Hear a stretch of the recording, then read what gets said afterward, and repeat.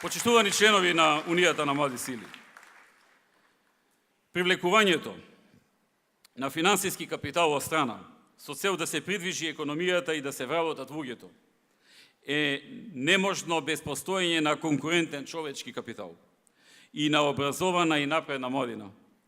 За таа цел, владата е фокусирана кон давање на шанси и опции на младите, за квалитетот во образованието. Во тој контекст, не само што ја намаливме партиципацијата за студирање, ги зголемивме ученичките средношколски стипендии за 25% и на секој млад човек му возможуваме плаќање на сите трошоци ако се запише на некој од врвните 100, односно во техничките науки 200 универзитети во светот. Инвестираме и во реновирање на студентските домови, како што сега се работи на Стив Наумов, а распишан е конкурс за изградба на медицинар, како и реконструкција на Гоце Делчев. Се работи на еден стратешки проект за превземање со адаптација на наставните планови и учебници од Велика Британија за основните и средните училишта. Од земја која важи за една од најуспешните во Европа во тој дел. Проект кој се подготвува, кој во еден помал дел ќе стартува оваа година, а во наредната година се надеваме дека ќе влезе во неговата полна фаза на реализација. Давањето шанса на социјално ранливите не само што е дел од програмата и наша политичка обврска, туку тоа е и високо морална обврска, која мора и ќе ја исполниме. Нашата цел е да им помогнеме и на граѓаните кои имаат потреба за работа, а се најранливи и во најранливите категории. Затоа, драги пријатели, распишавме оглас за вработување на 1600 невработени лица, со кои се офатени повеќе категории граѓани, лица кои повеќе од 10 години во континуитет се без работа, лица од многу детни семејства, самохрани родители или еднородителски семејства и невработени лица од семејства каде нема ниту еден вработен. Ова се луѓе на кои им е потребна работа, ова се лица кои можеби најповеќе на своја кожа ги почувствувале последиците од болната транзиција. И ние знаеме дека со ова не ги решаваме сите проблеми, но онолку колку што можеме, ќе помогнеме. Вако вид на оглас во Македонија се распишува за прв пат. Ова е обид да се помогне, како што реков, на најранливите од најранливите категории. Драги пријатели, македонските земјоделци оваа година ги добиваат рекордните 135 милиони евра субвенции. Тоа е директна помош за македонските земјоделци. Пари кои ја менуваат сликата за состојбите на македонското земјоделие. Се насочивме кон инвестиции кои ќе го подобрат не само делот на производството, туку и сегментот на пласманот. Па така се реализираше инвестицијата Агрокорок, која сега се носи, односно почнува со работа и Суташ, која рестартира и доопремија фабриката за производство на млеко и млечни производи, порано наречена Свет Милк, и почнаа со работа. Денес, за разлика од пред 10 или 15 години, се повеќе луѓе се интересираат за македонското земјоделие. Се повеќе луѓе сакаат да инвестираат во него. Се повеќе луѓе живеат од земјата, која значи екзистенција за многу семејства.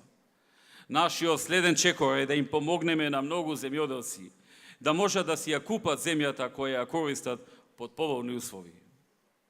Почитувани, јас никогаш не ви ветувам чуда, но ви ветувам напорна работа. Во Македонија не е воопшто розово и има многу проблеми и предизвици. И никој не претендира, ниту пак се обидува да представи дека е розово. Во Македонија е потребна силна работа и посветеност, фаќање во коштец со проблемите, а не нивно ставање по тепих. Ние тоа го ветивме и тоа ќе го правиме како и што го правиме. Решивме многу проблеми, но остануваат уште многу да се решаваат и посветено ќе продолжиме да работиме на нив. Ќе продолжиме на патот на реформите и евроатлантските интеграции, без оглед на тоа колку препреки ни се појавуваат на тој пат. Ние добивме не знам колку поред позитивни извештаи од Европската комисија за нашите реформи. Не знам колку пати највисоките лица од комисијата кажаа дека сме исполниле се што било потребно да исполниме. Дека се што зависело од нас сме постигнале. Дека се што и други земји имале како обврска кога го чекореле нашиот пат сме го направиле. Но вистината е дека ние сме соочени со уште некои нетипични обврски. виртуелни спорови, препреки кои други ги немале, и тоа тешки. Колку и тие блокади да изгледаат нечесно и нефер, ние остануваме посветени на европската и евроатлантската агенда. Нашите позиции за името се кристално јасни и ние сме првите кои тие позиции ги имаат објавено јасно и децидно во изборната програма. Повторувам, вистината и делата се она што не прави поразлични. Ако ја изгубиме вистината, сме си изгубили себе си, како што тоа им се случува и на нашите конкуренти. Ако ги изгубиме делата, сме ја изгубиле довербата. Затоа толку многу инсистирам на вистината и на делата. Нам не ни се потребни незаслужни фалења, ниту сакаме незаслужени наградувања. Се мора да се заслужи во животот. Така и со довербата која ја добиваме од граѓаните. Таа треба да се заслужи со вистина, со работливост, со посветеност, со честност. Тоа е мојата порака до вас.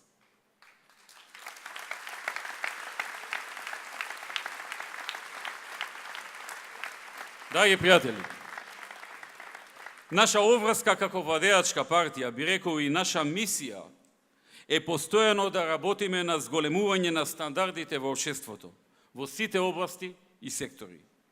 Затоа работиме на нов закон за администрација, нов закон за медиуми, нов закон за инспекцијски совет и надзор, нов закон за правосуден испит, како што го поминовме и законот за Министерство за надворешни работи, и групата закони во судската област, како и плаќањето по учинок во здравството и екстерното тестирање во образованието, со кои исто така ги зголемуваме стандардите во овие области.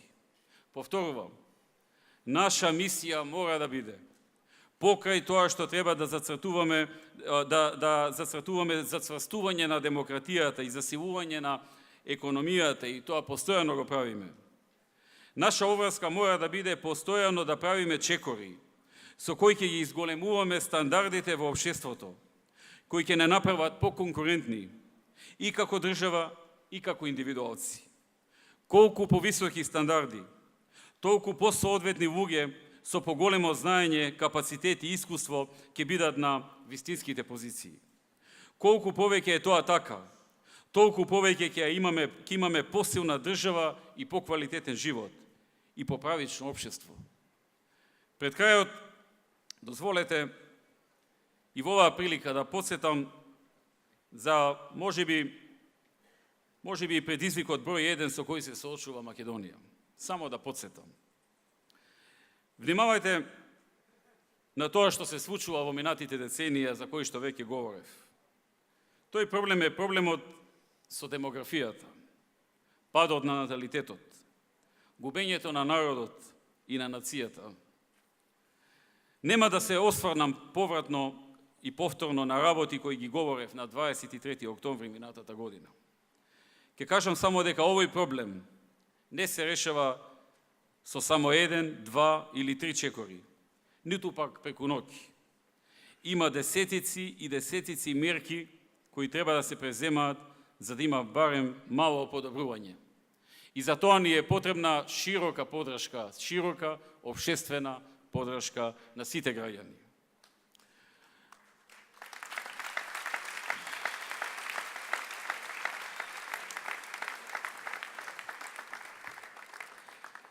Драги членови на УМС, Унијата на млади сили на ВМРО ДПМН покажа дека е извор на нова енергија, на млади кадри, извор на таа животна енергија која ја движи партијата напред.